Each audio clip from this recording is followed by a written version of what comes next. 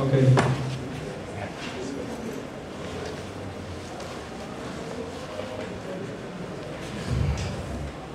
Ok, el propósito de esta presentación, más allá de introducir a lo que es los modelos de desarrollo ágil, es de poder manifestar qué cosas en la práctica, cuando estás tratando de hacer un modelo como Scrum, comienza a frenar esas iniciativas de tener un modelo ágil de desarrollo. Es decir, esa transformación de cascada es costosa también, porque cascada como tal es algo que tenemos que va en las venas de la industria del software. Ok. Una de las primeras cosas que tenemos que tomar en cuenta al momento de hacer un proyecto ágil, bien sea Scrum, XP, es que necesitamos tener estos tres momentos que ven allí, o estas tres fases dentro del desarrollo, dentro de la construcción del producto. Necesitamos tener un concepto bien claro de lo que hay que hacer. No podemos pretender entrar en una fase de desarrollo sin tener una idea clara o un concepto. Pero ese concepto no significa que es el plan como tal y cada una de las cosas que debería tener el producto. Es simplemente entender cuáles son las necesidades que deberías estar cubriendo para los clientes, entender el concepto del problema y qué cosas pudieran ayudarte a resolver.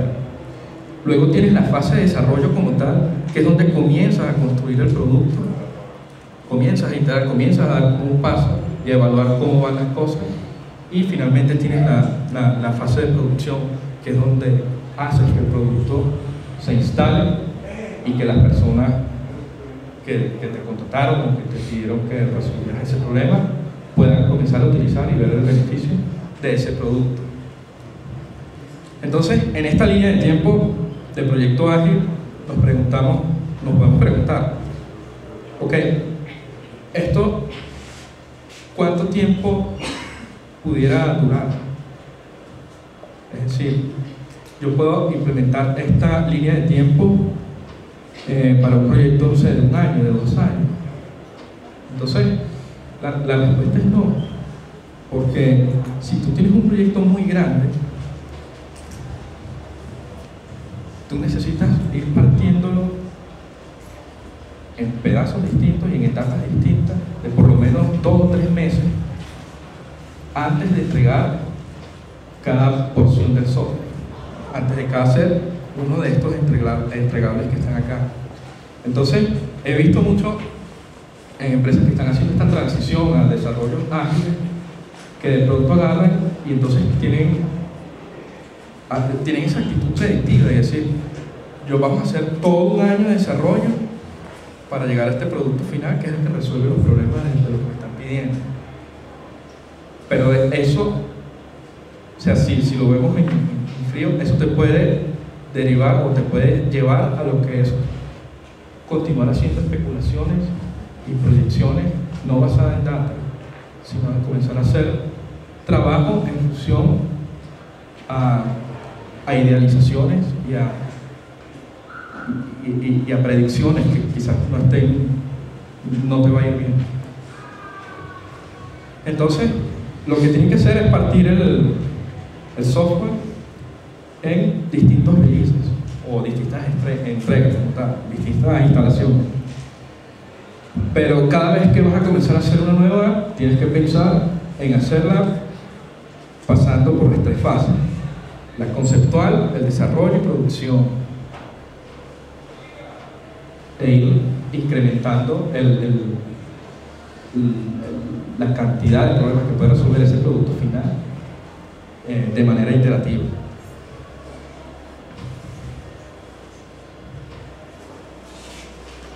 Ok. Dentro de la fase del concepto, ok, ¿qué tenemos? ¿Qué estamos buscando? Una visión compartida de todo el equipo sobre qué necesitan resolver. Entonces, durante el concepto debe estar involucrado todo el equipo, que en algún momento va a estar en una fase de desarrollo, y todo el mundo intercambiando ideas, conociendo cuáles son las necesidades desde un punto de vista macro, desde un punto de vista conceptual de alto nivel, de los problemas del cliente, que están en los problemas del cliente o de la persona que está pidiendo que le resuelva el problema. Y de esta fase, entonces tú construyes un documento o haces la consolidas esa visión en algo que se llama el Release Backlog, que simplemente tiene todas las características que de alto nivel necesitan las personas que se sean resueltas. Sin embargo, esto no es una definición detallada de cada uno, o de cómo se va a implementar, ni cada una de las cosas, de cómo se va a resolver y cubrir esas necesidades. Es simplemente poder entender cuáles son. Y es importantísimo que en ese momento, además, podamos tener una noción de cada una de esas características que están expresadas en el Product Backlog, podamos entender entre una y otra cuáles son más complejas y cuáles son más sencillas.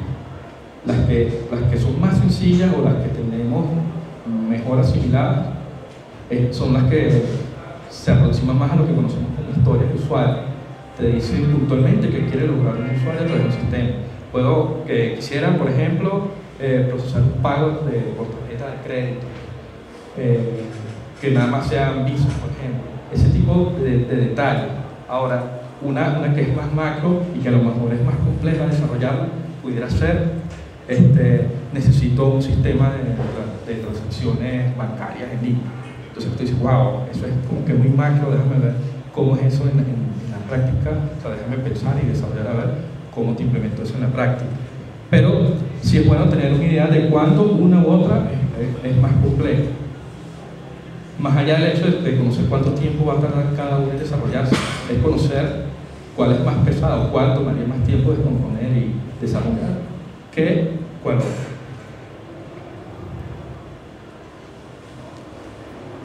Ok, entonces, como les comentaba, el Release Backlog tiene las historias de usuario épicas y demo. Para lograr construir ese Release Backlog, en la práctica se utilizan lo que son los mapas de historias de usuario, en donde cuando estás analizando un proceso, agarra y dice, bueno, ok, estas son todas las personas que participan en este proceso de transacción en línea, o todos los sistemas, y comienzas a conocer o a expresar cuál es la actividad que lleva a cabo cada uno de esos actores en cada una de esas etapas del proceso. Entonces como que comienzas a acumular y dices, bueno, para este rol dentro de la empresa, el rol administrativo, tenemos por ejemplo la consolidación de cheques, el cierre de caja, etcétera, etcétera. Entonces tú como que vas organizando todo eso en función del proceso que estás tratando de resolver. Luego también existen los talleres para escribir historias de usuario.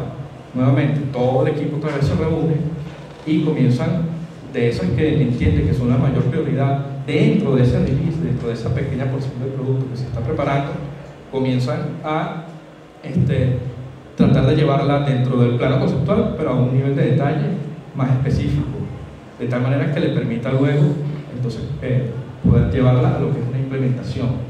Entonces se va reduciendo esa visión tan abstracta, se va convirtiendo en un concepto un poco más detallado, pero entendiendo siempre que cuando hablamos de un concepto detallado no nos vamos al detalle de cómo se va a implementar ni de qué tecnología va a utilizar, sino simplemente entender puntualmente qué necesita que se le resuelva con el sistema. Y a este Release Backlog necesariamente tienes que hacerle estimación no de tiempo, estimación desde el punto de vista de orden de magnitud, no sé, de poder decir, si lo viéramos por ejemplo en carro, es decir, una gandola es más pesada que un Volkswagen Escarabajo. Entonces, poder entender que cuando vas a enfrentar el problema de desarrollar la gandola, va a ser distinto al problema de cuando estás desarrollando el carro que es más pequeño, y entender que cada uno tiene su propio peso y que impacta de manera distinta durante el desarrollo. ¿Cómo vemos que impacta? Entonces, basado en las estimaciones que hacemos,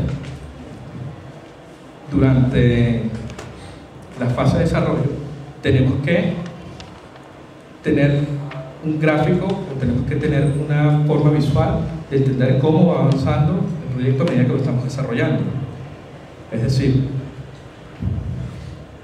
esto que está aquí, cada una de estas rayitas son las iteraciones durante el ciclo de desarrollo.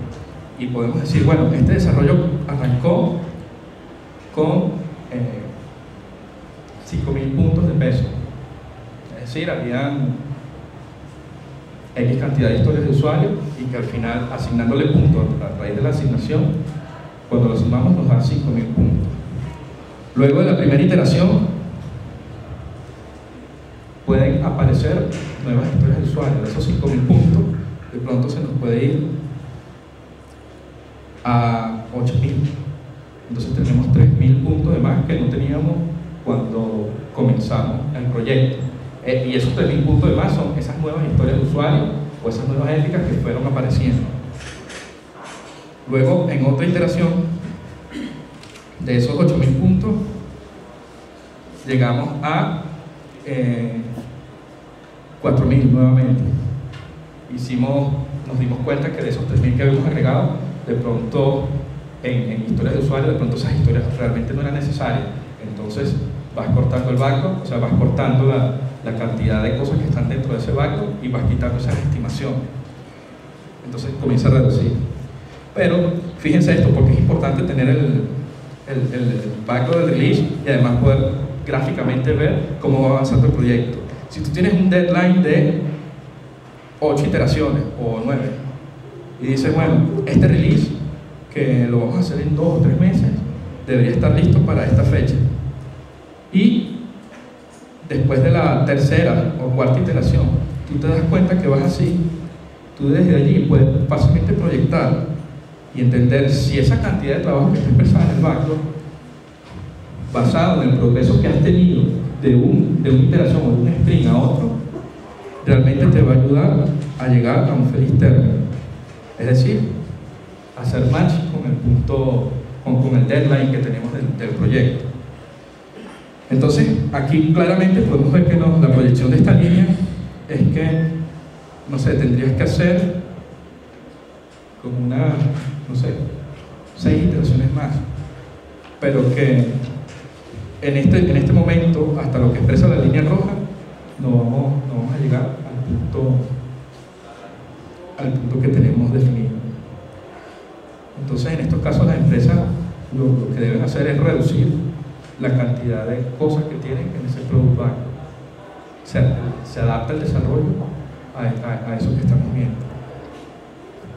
Aquí tenemos un ejemplo de otro proyecto que quizás pueda terminar a tiempo.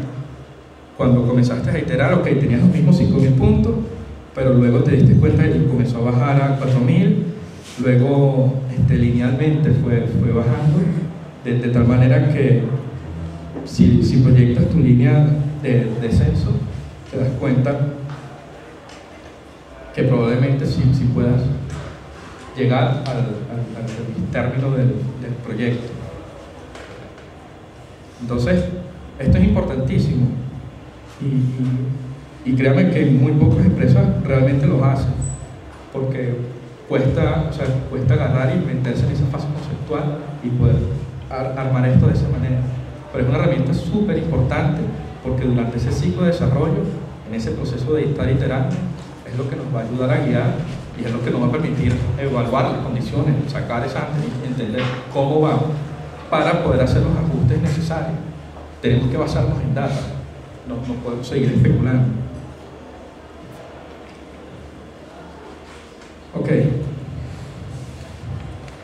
Entonces, ya en la fase de desarrollo, esta es la estructura de lo que tendríamos en un proyecto ágil. Tenemos una iteración, por ejemplo, en el caso de Scrum, tenemos un sprint que puede durar entre 2 y 4 semanas. Fíjense que son iteraciones cortas, son muy cortas, en donde de lo que tenemos en nuestro release backlog, el equipo completo que participó en la creación de ese backlog del release, participa entonces en seleccionar qué cosas consideran pueden estar completando al final de esas 2 semanas, 2 o 4 semanas. Entonces, el equipo hace una selección, como ya ha participado dentro de la fase conceptual, como ya ha participado en la creación de mapas de historias de usuario, en estimaciones, ya es un equipo que durante el desarrollo no va a tener la complicación de estar entendiendo el concepto, porque ya el concepto viene un poquito maduro a raíz de todo lo que todas las actividades que se hicieron previamente. Entonces, en esta fase de desarrollo es simplemente ir a la implementación completa de cada una de las cosas que se ha seleccionado para ese periodo de tiempo.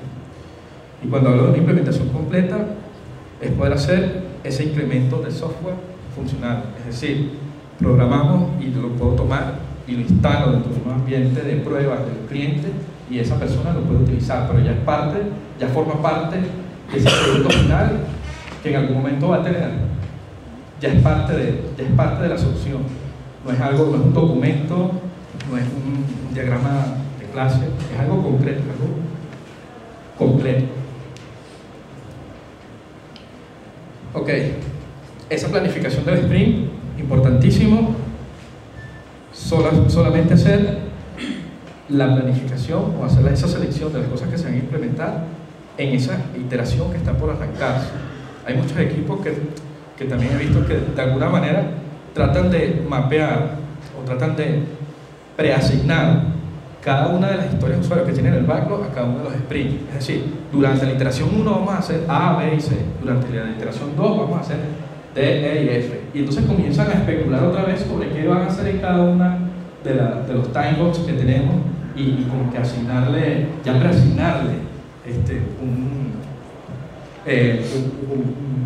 un problema por resolver.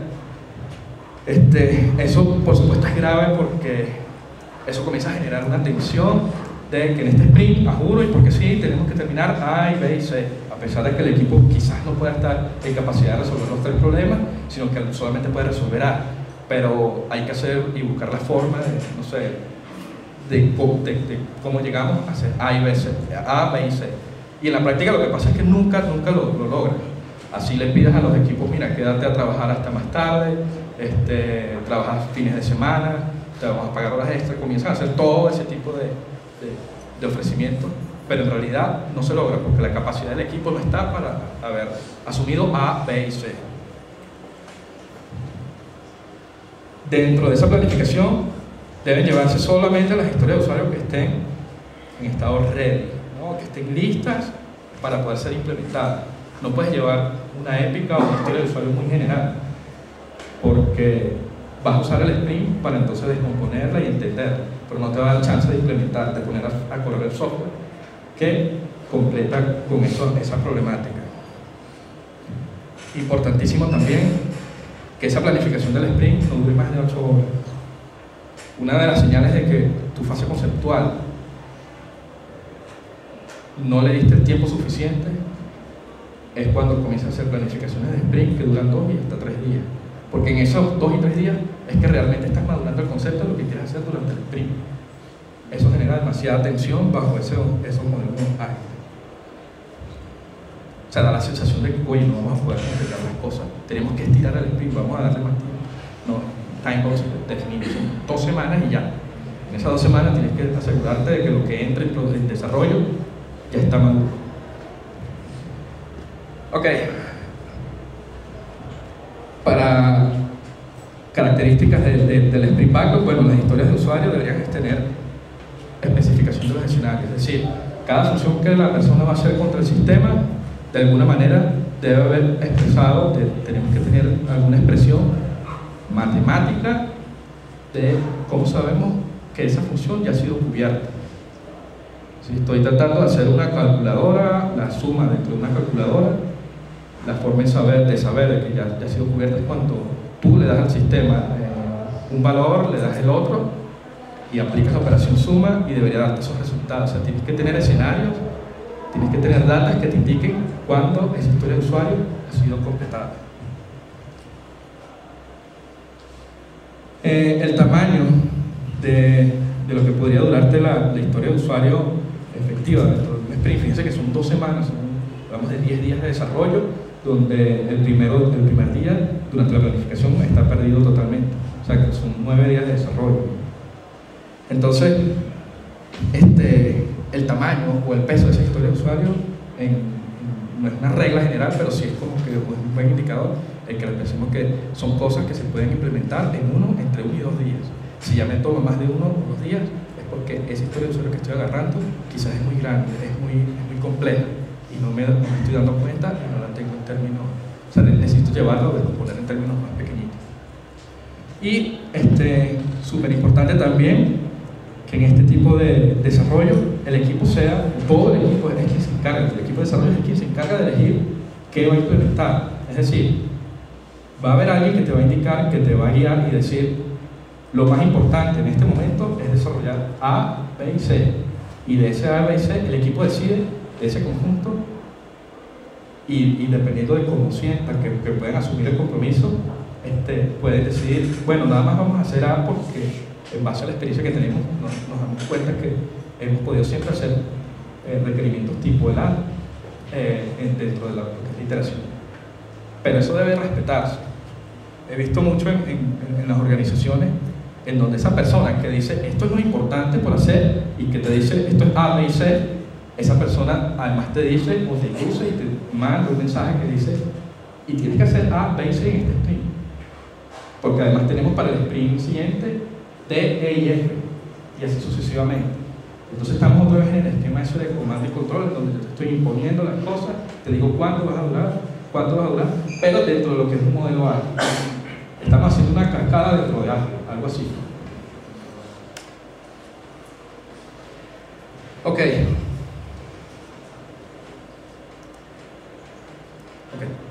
Importantísimo también cada una de esas historias de usuarios que se eligen para desarrollar dentro de un sprint también tiene su estimación. El concepto aplica exactamente igual que cuando hacemos el release. Quizás aquí podemos ir un poco más al detalle de cuántas horas pensamos que debería durar, partiendo del hecho de que estamos eligiendo elementos que no van a durar más de 16 horas, que son hasta el máximo 2 días, ¿no? Entonces, medir el progreso de un sprint es básicamente aplicar el mismo principio. Tenemos un conjunto de días, un sprint de 8 días, en donde arrancamos de pronto con 40 horas de trabajo. Luego, a medida que vamos pasando de un día a otro, vamos descubriendo que hay que agregar detalles o hay que quitar a esas historias de usuario, y entonces se va incrementando las horas o se va decrementando. Pero es importantísimo que podamos tener una guía, un gráfico en donde visualmente podamos entender cómo es el progreso de ese sprint, cómo va la variación de acuerdo a lo que estamos asumiendo. Y aplica lo mismo, cuando nos damos cuenta que nos vamos para el baile, simplemente cortamos el backlog. Tenemos que hablar y decir, mira, el equipo no puede seguir asumiendo más cosas de las que están allí, vamos a cortarlo, y por supuesto eso se retoma en el próximo. Pero hay que ir haciendo esas, o sea, el propósito es poder llegar al puntico negro con software que esté completo, que esté parcialmente hecho, que esté completo porque lo necesitas instalar. Entonces al usuario no le vas a instalar un documento o de diseño, un diagrama de clase. Ok. El sprint como tal es una iteración que dura entre 2 y 4 semanas, y lo que se espera que ocurra dentro de esa iteración es que se haga una partecita de ese software final.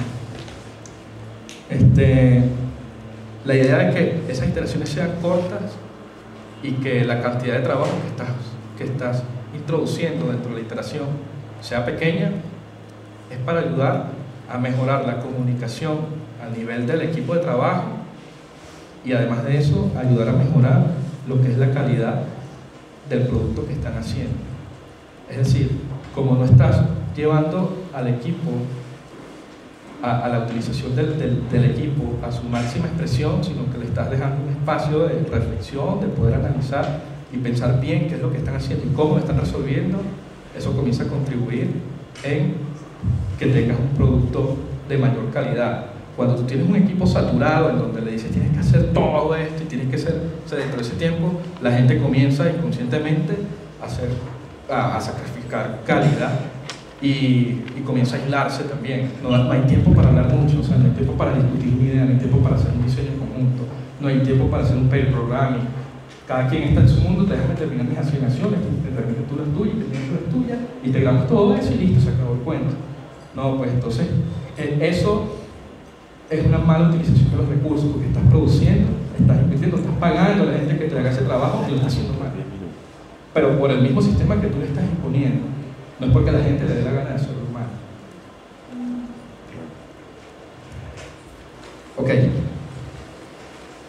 Importante del sprint, además que te permite sincronizar, cuando termina el sprint y tú instalas el producto del cliente, te permite sincronizar lo que han sido las ideas o esas historias de usuario que tenías en mente de cómo resolverlas con lo que son los intereses del cliente. El cliente lo ve funcionando y te puede decir, oye, no, pero esto no era así.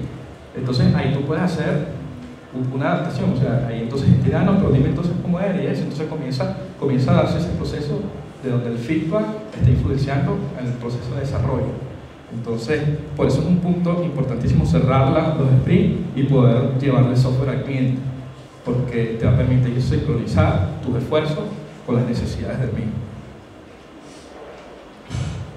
Y el principio básico que funciona también con el sprint es poder responder a hechos en lugar de predicciones. Poder, en cada corte, en cada sprint, poder decir, ok, hay que hacer estos ajustes para que cubran las expectativas del cliente. Y no agarrar y cerrarnos y durar 3 meses y hacer el producto y darnos cuenta que para nada le resuelve los problemas del cliente. Ok, luego el incremento del software.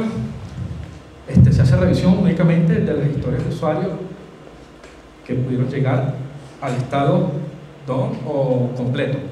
Es decir, todas las que realmente puedo instalar. Eso es lo único que se va a revisar al cierre del sprint.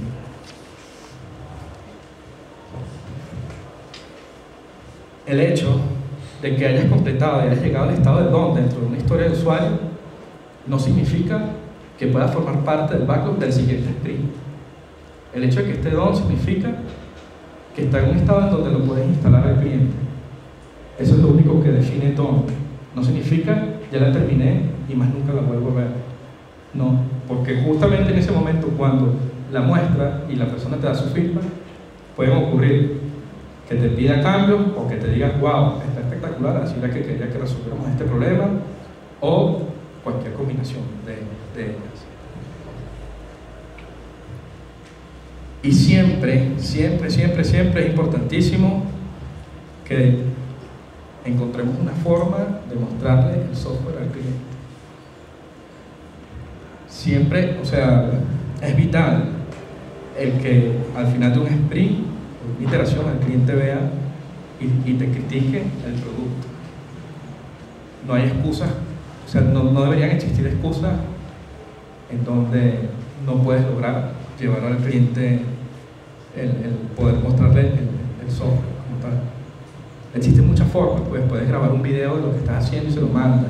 O sea, no necesariamente tienes que instalárselo en su máquina, pero sí es importante que lo veas, porque si no recibes ese feedback, pues comienzas a cometer ese pecado de comenzar a especular y hacer cosas demasiado. Ok. Y finalmente no, tenemos el cierre del sprint. Entonces, ese cierre de sprint se hace la revisión y se hace una retrospectiva. La revisión del producto es ver el software funcionando. La actitud durante esa revisión del producto es que está bien o esperamos que existan cambios, porque el cliente también además puede ir, lo que es su idea de lo que quiere que le resuelvan, puede ir madurando a la medida que vamos haciendo el sprint. Y en esa revisión, lo que saquemos de allí nos va a ayudar a hacer la planificación del siguiente sprint. Le llevamos a trabajar la información y vemos qué cosas se incorporan, qué cosas se descartan. A lo mejor el cliente descubre, bueno, ya no necesitamos hacer esta historia o esta otra, y es cuando comenzamos a hacer esas variaciones dentro del gráfico de seguimiento del sprint. Okay. Y la retrospectiva es una reunión fundamental. con esto también me ha pasado que muchos equipos se la saltan, una retrospectiva, o sea, que tenemos que analizar, que tenemos que ver. Entonces, básicamente aquí se analiza el proceso. Por ejemplo, si arrancamos un sprint de 2 semanas para hacer A, B y C, y no hicimos A, B y C, o sea, no podemos llevarla al término de completado y poder mostrar al cliente, algo falló en el proceso que no estamos viendo. Puede ser que estamos asumiendo mucho trabajo, o puede ser X, que no teníamos bien el concepto y a lo mejor hacía falta tener una reunión para madurar el concepto. Entonces, la retrospectiva está más orientada a analizar el qué nos aleja de poder ser ágil de alguna manera. Cada vez que vemos cosas que dicen, oye, esto no nos salió así o no nos salió así, es entender en qué parte del proceso está la falla. Y siempre está la mayoría de las veces está orientado allí. También se evalúa lo que es la interacción de las personas. Por ejemplo, cuando tenemos esos casos de las personas que igual imponen el contenido, lo que se tiene que resolver durante un sprint. Pero el propósito fundamental es poder entender y reflexionar sobre qué cosas han fallado, qué cosas de pronto nos están llevando más a un modelo cascada y qué iniciativas o qué acciones vamos a tomar para corregirlo. Entonces, fíjense que el proceso es empírico, porque a medida que voy haciendo cada iteración, el proceso empírico, en cada iteración, yo voy haciendo un refinamiento no solamente del producto, sino del proceso a través del cual desarrollo ese producto. Entonces, por eso la retrospectiva es una de las reuniones más importantes. Así como la revisión te da feedback sobre el producto, la retrospectiva tienes el feedback de lo que fue el proceso. No te la puedes saltar, no puedes asumir una actitud de no, el proceso siempre va a ser así y nos va a ir bien todo el tiempo. Tienes también que reflexionar sobre el proceso para ir haciendo los ajustes necesarios. Ok, pasan dos cosas en el momento que llevas ya el software completo a producción y tienes que ver primero con que, bueno, va a cubrir la mayoría de las expectativas del cliente, porque durante ese proceso de desarrollo, en ese proceso de refinamiento del producto, él estuvo participando. Y entonces en el momento en que ya llegaron al punto del término de poder sacar el producto y ponerlo a funcionar, tu cliente va a sentir que se parece mucho a lo que él necesitaba que le resolviera. Y además, el entrenamiento básicamente va a ser corto, o sea, el proceso de entrenamiento, porque como he estado constantemente utilizando el software y probando, ¿me entiendes? Sacando valores, usando las funcionalidades, en realidad el usuario como tal no va a necesitar mucho entrenamiento, ya participó además en ese proceso de entrenarse. En lugar de entrenarse de una sola vez así en una semana, se estuvo entrenando incrementalmente, como fuimos desarrollando el producto y como fuimos evolucionando en el proceso. Nada, esto es todo lo que tenía por conversar el DESCOM en acción. Resaltar un poquito sobre esas cosas. Fíjense que aquí no estoy hablando de roles, no estoy hablando de más nada así en específico, sino más que todo como ese flujo que nos ayuda a ir rompiendo con el tema de las cascadas, o sea, esas herramientas que nos van a ayudar a hacer esa transformación ágil, independientemente de si eres un Scrum Master o un Product Owner, o eres desarrollador. Independientemente de eso, tienes que estar claro y enfocado para poder ayudarte y apoyarte en esa transformación ágil. Tienes que considerar esos elementos que describimos dentro de la estructura de estos proyectos como tal. Eso es todo. Gracias.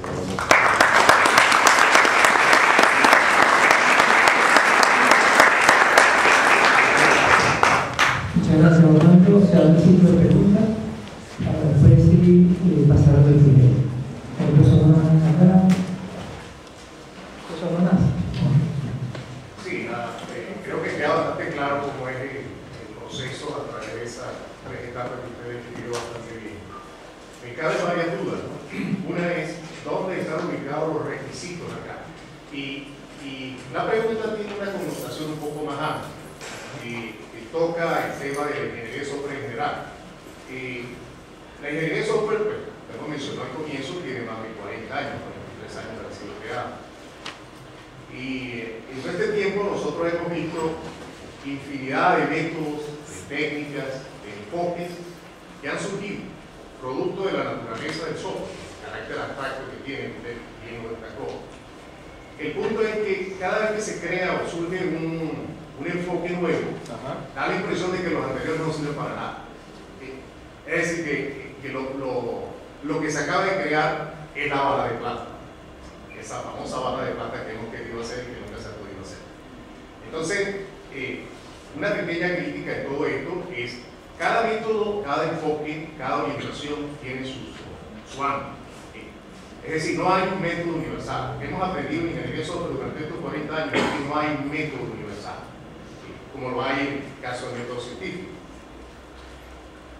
Lo que ocurre es que cada entorno, ¿sí?, cada situación, cada proyecto, cada aplicación tiene un enfoque que le ayuda. Entonces, lo que es bueno caracterizar acá es cuál es el entorno de estos métodos ágiles, es decir, dónde estos métodos ágiles realmente pueden ser utilizados. ¿Por qué? Porque métodos como el cascada hay infinidad de casos exitosos, dependiendo de dónde se hayan utilizado. Es decir, hasta hace 10 años atrás, 15 años atrás, el método de cascada y sus distintas variantes, incluyendo el prototipo, incluyendo el método B, espiral, etc., todos esos métodos estaban basados en ese proceso secuencial, sistemático, bien organizado. Y sin embargo, hubo productos muy bien elaborados, es decir, hubo casos muy exitosos. Entonces es importante destacar el entorno. La pregunta concreta entonces es: en todo esto, ¿dónde se ubica el concepto de requisito? Es decir, ¿qué relación tiene el requisito, que hoy en día es esencial durante el proceso de desarrollo? No logré verlo muy bien ubicado dentro de los conceptos que usted maneja en el grupo. Bueno, le hago una pregunta. Cuando habla de requisitos, ¿se refiere a todo el conjunto de lo que va a ser el software? ¿O se refiere a la etapa, a la fase en donde se levanta? No, al concepto de requisito funcional, no funcional, que es clave en el desarrollo de tu aplicación. Sí, bueno, dentro de estos modelos, como les comenté, O requerimiento, en otras palabras, disculpe. ajá,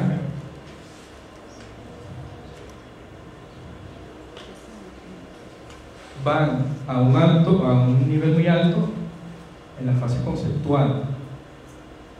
Allí se expresa o se trata de capturar el concepto de lo que se quiere resolver. Por ejemplo, si revisáramos el concepto de un carro, pudiera ser que en esa parte conceptual se requiere que el carro tenga, que el espacio interior del carro sea confortable, más no dice las dimensiones que va a tener ese espacio interior del carro. Entonces, a nivel conceptual, sabes que necesitas un carro espacioso. Y entonces el requerimiento o la especificación o el requisito está allí, la necesidad de qué define ese carro, el concepto del carro. Luego, ese requisito o ese requerimiento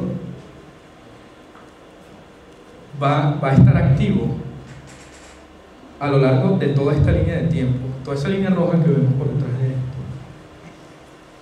Es un requerimiento que constantemente durante la fase de desarrollo se va puliendo. Entonces, en la fase de desarrollo es donde descubrimos que a lo mejor la mejor forma, la mejor estructura del carro, las dimensiones del carro deberían ser X, Y o Z. Pero es allí, durante la fase de desarrollo, en donde eso se descubre. Y lo descubres porque probaste, no sé, haciendo un carro más pequeño, probaste haciendo uno demasiado espacioso, cómo eso impactaba el resto del desarrollo del carro. Entonces, el requisito, el ciclo de vida o la línea de tiempo del requisito también va a durar el mismo tiempo que la línea del proyecto como tal. No es algo que podemos sacar del proceso y ponerlo puntualmente durante una etapa, sino que decir, vamos a arrancar de este concepto y vamos a ir puliéndolo, vamos a ir refinándolo hasta que lleguemos al punto de poder entregarlo. Desde ese punto de vista, o sea, esa es la forma en como la historia de un requisito de un modelo ágil, ¿no? Hay dos cosas también de lo que había comentado. Por supuesto que bajo el modelo Cascada han existido proyectos exitosos. Fíjense que la intención de lo que quería dar dentro de lo que fue la introducción al desarrollo ágil era poder darse cuenta y notar o reconocer que la naturaleza del software no es lo mismo que hacer un carro en aquella época, porque ya ahorita también, por cierto, el modelo cascada también quedó descontinuado en lo que es la producción de carros. O sea, ya los carros igual tampoco se hacen así. Sí tiene parte de la producción en masa y modelo cascada, pero el desarrollo del carro como tal ya ni siquiera la industria automovilística la está utilizando. Entonces, ese es poder entender que hay una diferencia básica y muy sencilla, pero que tiene un impacto muy profundo en lo que ha sido la realización de proyectos durante muchos años. Entonces, poder entender que ese modelo con el que estamos tratando de desarrollar los productos de software, quizás no nos están ayudando a poder reflexionar sobre eso y corregirlo. Y finalmente, este contexto ágil está un poco más orientado a lo que usted menciona del método científico. Es poder formularse una hipótesis, luego entonces comenzar a hacer experimentos, basado en esos experimentos reunir esa data que me permite analizarla y hacer los cambios que necesite para arrancar con una nueva hipótesis. Entonces, en el fondo como tal, en el fondo de lo que de la agilidad, hay mucho de ese método científico que permite ir haciendo ese desarrollo basado en el empirismo como tal.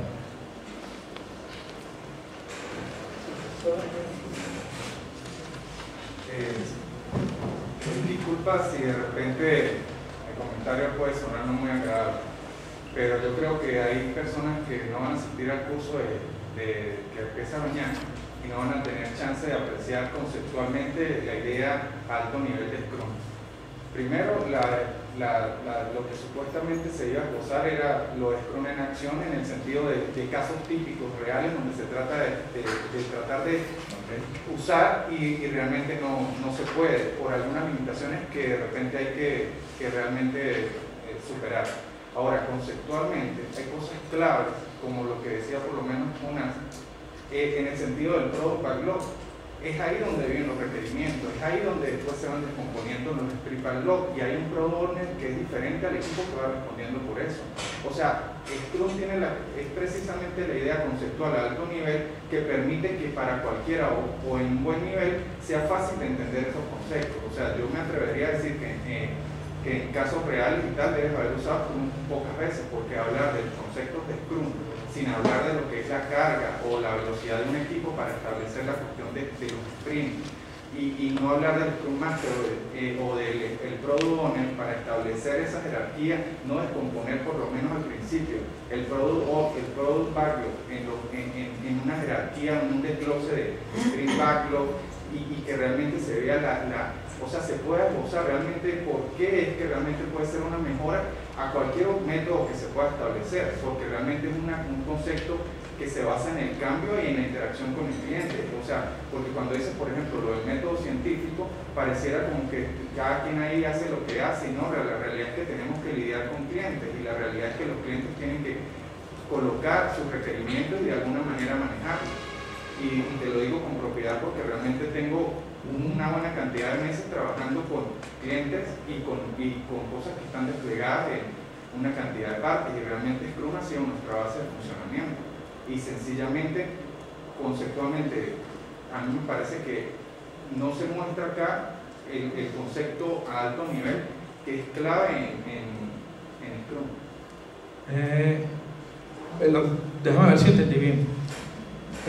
La presentación como tal buscaba, como les comenté al principio, busca de reflejar durante ese proceso de transformación ágil en una empresa qué cosas pudieran estar llevándote de nuevo a la cascada, ¿no? Entonces digamos que esos son los casos típicos o lo que estuve exponiendo durante lo que es la estructura del proyecto. Son casos típicos en donde he visto que como que hay una tendencia a volver a los modelos secuenciales y de la cascada, o de alguna manera, o sea, ¿qué es lo que pasa? Pero está mostrando los conceptos, o sea, ¿cuáles son esos casos típicos que dices que donde pasa eso? O sea, eso es sí, por ejemplo, Sí, bueno, no sé si hacia eso iba, pero aquí comenzando.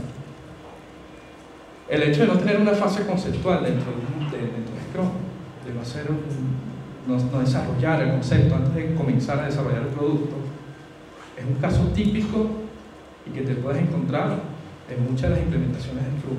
Entonces, y a propósito de lo que es una introducción hacia modelos ágiles y eso, en lugar de ponerme a hablar de que mira, el rol del Product Owner es esto, el rol del Scrum Master es el otro, la gente tiene que hacer esto y lo otro y aquello, que ya es algo más práctico, es algo del día a día, que tú, o sea, en internet puedes ver un diagrama de Scrum y ahí está, y tienes todas las explicaciones. Es ver la interpretación que la gente, o sea, es tratar de ver la interpretación que ha hecho la gente de ese modelo y tratar de aplicarlo en su entorno. Entonces, cuando van a aplicarlo en su entorno, comienzan a decir, oye, pero esto no cuaja bien. Por ejemplo, nos piden que en un sprint completemos hasta el punto de poder instalar el software, los requerimientos o las historias de usuario. Pero algo está pasando que no podemos lograr hacer eso. Es que a lo mejor no sirve, que no sé qué. Entonces, comienza como que toda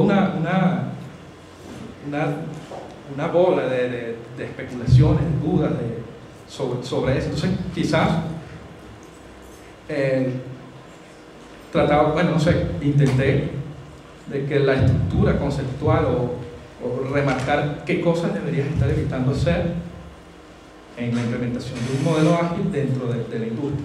Pero más allá de ponerme a decir, tienes que tener un product owner, eso tienes que tener un líder. No te entiendo, lo que pasa es que cuando hablas de conceptos, que ya estás hablando de conceptos, y lo que te digo es, si de repente hablar de un release backlog sin hablar de un product backlog y en el contexto del desglose que se hace de un sprint backlog y cómo se define. O sea, si estás hablando de conceptos que son claves en Scrum y que agarras cualquier libro de los que nos pasaron, claro, sigues ahí. O sea, no es que no estés, o sea, ya lo estás mencionando algunos, lo que te digo es que para mencionarlo y para que le quede claro a la gente cómo se mueve esa dinámica, o sea, hay que de repente mencionar el contexto que permite que la cuestión fluya, porque si no es como que, ¿quién mueve esto y quién tal? Y son conceptos básicos, o sea, no estamos hablando de XP, o sea, estamos hablando precisamente de esto, que es una cuestión macro bastante básica. Sí, ya entiendo más o menos por dónde va.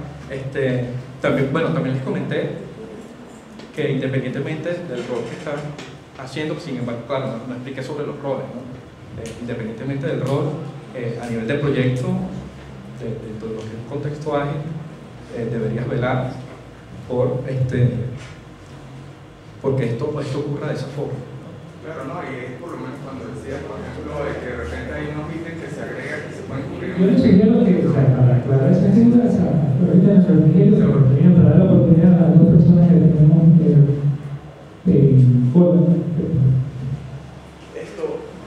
la ingeniería es respecto quizás relacionar un poco a lo que decía, lo que preguntaba el profesor, como para qué tipo de proyectos esto funciona mejor. Y lo pregunto porque en nuestra empresa tenemos como dos grandes casos. Un proyecto que es lo que llaman long term, ¿sí? Que precisamente es el que participa Jack, que es un proyecto en donde funciona más como manpower, ¿sí? Que es que el cliente tiene un presupuesto mensual finito para N número de horas hombre y el equipo va decidiendo qué meter en cada sprint. Pero en otro lado, otra área de la compañía, funcionamos en base al contrato. No son proyectos cortos, ¿verdad? Eso es la primera cosa que me pregunto. Tú hablas de sprints de 2 a 4 semanas. Nosotros tenemos proyectos de entre 3 y 6 semanas. Entonces, esto se adaptaría para eso. Y lo otro es cómo manejar el cliente, porque la pregunta del cliente siempre es ¿cuánto me va a costar y para cuándo lo puedes tener? Entonces, ¿cómo jugar con él y decirle, no, mira, te doy el número ahorita, pero no sé?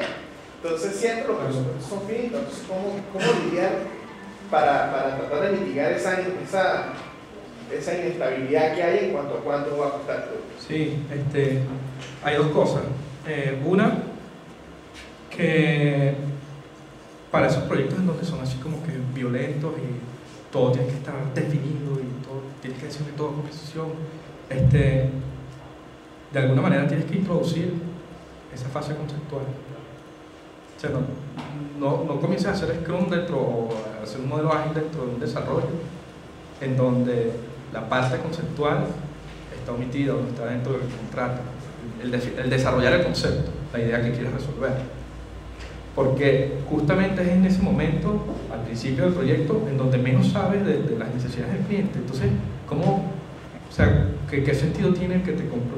Obviamente hay un sentido económico, pero el comprometerte y decir, ok, te va a durar 7 semanas, voy a utilizar 8 desarrolladores, 4 o 3, no sé, y te voy a hacer todo esto, ¿no? Es como que intentar jugar a la cascada, pero a un nivel más pequeño, con un tiempo muy corto. Y hay quienes, al introducir el costo del desarrollar el concepto y el costo del desarrollo del producto final, lo dividen como en una especie de 2 contratos, ¿no? Uno para esa fase conceptual y otro para allá. Lo puedes poner también en el mismo contrato, pero si tienes que quedar claro, si tienes que hacer que el cliente como tal entienda que tú necesitas hacer ese trabajo de esa manera y negociarlo a ese alto nivel. Puede ser que tú, después de la fase de desarrollar el concepto, que ya tú estás claro en el concepto y tu equipo está claro y que te pagaron por desarrollar el concepto, puede ser que entonces pases el presupuesto de lo que es el ciclo de desarrollo. Dice, bueno, vamos a intentar hacerlo en, no sé, en tantas iteraciones, pero igual estás corriendo ese riesgo de no cubrirlo, ¿no? Es una incertidumbre que siempre vas a tener allí. Y generalmente, o sea, se busca hacer esa negociación de los contratos a un nivel alto, pues. No caer en el detalle específico. O sea, no vas a encontrar una forma, o puede que la tengas, de hacer una predicción súper exacta, por más gente capaz que tenga, o sea, si tengas arquitectos de software, o sea, no tiene que ver con la competencia de las personas que están participando en el proceso de desarrollo, sino con el modelo que estás utilizando para tomar decisiones. Estás tomando decisiones en base a predicción, no en base a data. Entonces, por eso te digo, puede ser que hay quienes dividen el contrato en 2. Déjame desarrollar el concepto y después que se lo entienda bien, te digo cuánto te va a costar el desarrollo. Puede que lo unifique y diga, bueno, desarrollo el concepto y desarrollo esta broma, necesito, no sé, un mes para desarrollar el concepto, una semana.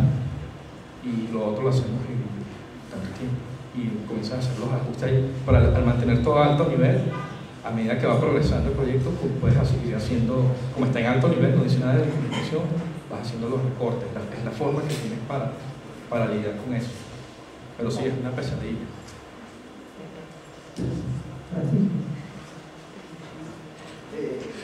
Si nosotros hacemos la analogía del desarrollo de software con la obra civil de la construcción, en una se desarrolla y en la otra se construye, viendo este método, es así como que yo agarro la historia de usuario como los requisitos para hacer el primer piso, luego voy y hago el segundo piso, pero cuando hago el segundo piso tengo que modificar la estructura porque ya hay mayor peso, hay mayores características, y así voy construyendo el edificio. A medida que voy agregando pisos, tengo que ir modificando la estructura. Entonces, en vez de hacerse más ágil, se hace más pesado. La ventaja del software es que tú puedes modificar la estructura, ¿verdad? En una obra civil no, tienes que tener la visión del edificio de N pisos y en función de eso construye. Entonces aquí no necesitas tener la visión, sino construir piso por piso y vas modificando la estructura piso por piso. Entonces eso se hace más complejo, no se hace más simple, es mi pregunta, es decir, es más ágil. Para software es más simple.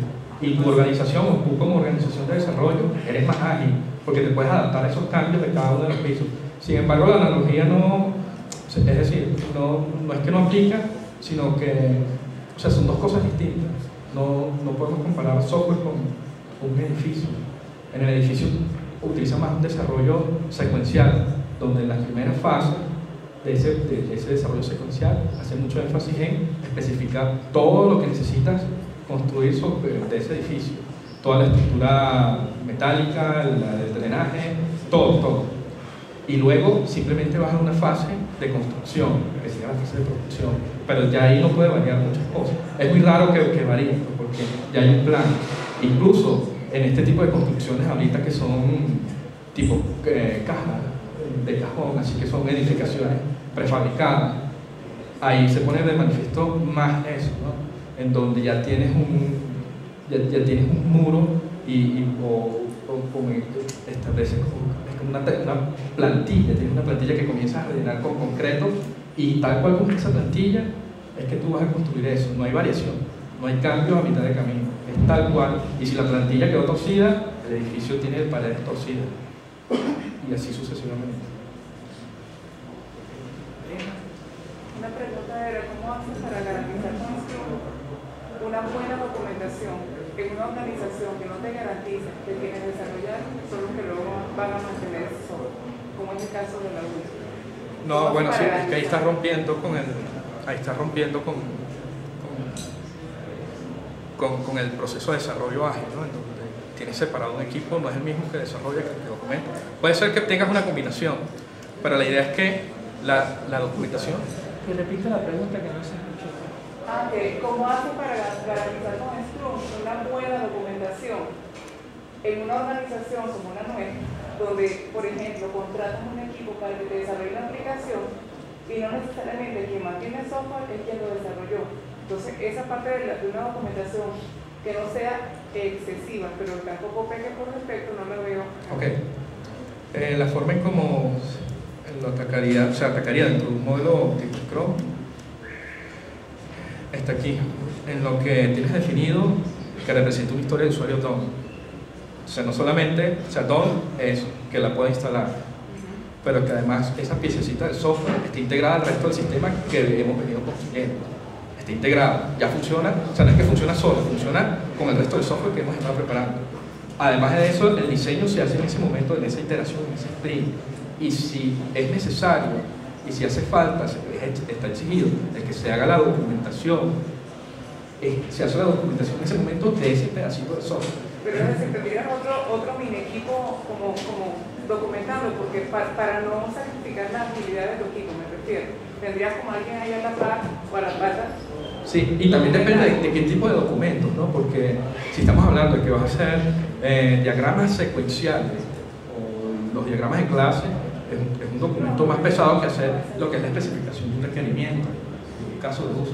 Entonces, mientras más también esté orientado a una documentación de alto nivel, se va a facilitar. Pero a medida que vas exigiendo cosas más puntuales, un diagrama de secuencia, un diagrama de actividad, eso va a afectar obviamente la cantidad de cosas que puedes llegar a tener DOM al final de un sprint. Entonces, esa definición de DOM, tú dices que necesitas elaborar durante el sprint. Documentos, diseño, implementación y pruebas, y además de eso integrado, y que además se instala.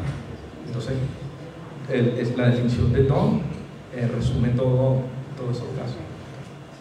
Y para cerrar el ciclo, tengo una pregunta según el tópico y el resumen habla de que, o sea, mi expectativa según la ponencia era que iba a abordar un problema práctico de cuáles son los errores que se cometen, qué proyectos han fracasado con uno o cosas así. Pero la pregunta, como ya respondiste algo con el compañero, va asociado a la segunda parte del resumen que dice que en las organizaciones que adoptan Scrum y no consiguen un nivel óptimo, entonces se dice que dudan de su eficacia. Entonces yo digo, ¿cómo se mide ese nivel óptimo de adopción a Scrum? ¿Okay? Y cómo saber si el proyecto ha fracasado porque no se adoptó en su totalidad Scrum, o si el proyecto en realidad fracasó porque Scrum es infalible para el desarrollo del software. Sí, bueno, puntualmente tiene que ver con el sentimiento general o el feeling global que estás experimentando dentro de ese proceso de desarrollo. Si todo el equipo piensa y está de acuerdo que, oye, no le está yendo bien, que piensa que a pesar de que están haciendo un modelo ágil, no les está yendo bien, es porque probablemente sí no les está yendo bien, pero adicionalmente no están viendo dentro del proceso qué es lo que hace que falle, ¿no? Entonces, por eso les decía durante la exposición, son cosas que son vitales y que te ayudan a centrarte dentro de lo que es un desarrollo ágil, cosas que no puedes omitir. No puedes omitir la fase conceptual, no puedes omitir tener un release, un product backlog, no puedes omitir tener las gráficas que te ayuden a tomar decisiones. O sea, no puedes omitir los elementos que debes tener insertado en un contexto ágil para que te ayude a tener esas herramientas como tal. Y o sea, finalmente creo que, o sea, es importante que entendamos que no es porque estoy haciendo Scrum encontré la panacea que me va a resolver todos los problemas de la vida. Tiene que ver con que necesitas un proceso que te permita a ti aprender. O sea, uno de los puntos neurálgicos de toda esta metodología es que tú necesitas ir aprendiendo a medida que vas desarrollando el conjunto de cosas que estás haciendo. Entonces, si tú comienzas tu proceso y no estás aprendiendo y se mantiene el malestar, y no estás aprendiendo y se mantiene el malestar y nadie está satisfecho con lo que se está haciendo, es porque probablemente algo dentro de lo que son los conceptos ágiles no estás manejando. Por eso hice mucho énfasis y traté de transmitir mucho lo que era la parte conceptual, o sea, sin caer en los detalles de la práctica, porque ir a los detalles de la práctica y decir eso te va a funcionar todo el tiempo bien, chévere, es como lo que le comentaba de asumir una actitud de que, bueno, puedo ir de aquí al vigía sin usar el volante, o sea, nada más necesito acelerar y ya sé cómo va a ir todo. Entonces, no, tú necesitas ir aprendiendo, necesitas ver cada curva, entender que estás en una curva, voltear el volante para allá, subirlo, etc. Debemos entender que el contexto donde se desarrolla el software es complejo y tiene muchas variantes. Y nada, tienes que buscar un modelo que te permita ir evaluando ese contexto constantemente. Y es a eso a lo que estaba tratando de llevar, toda la explicación de lo que era esto, la economía en acción y la posición. Bueno, muchas gracias. Vamos a pasar al refrigerio para que volvamos. Gracias.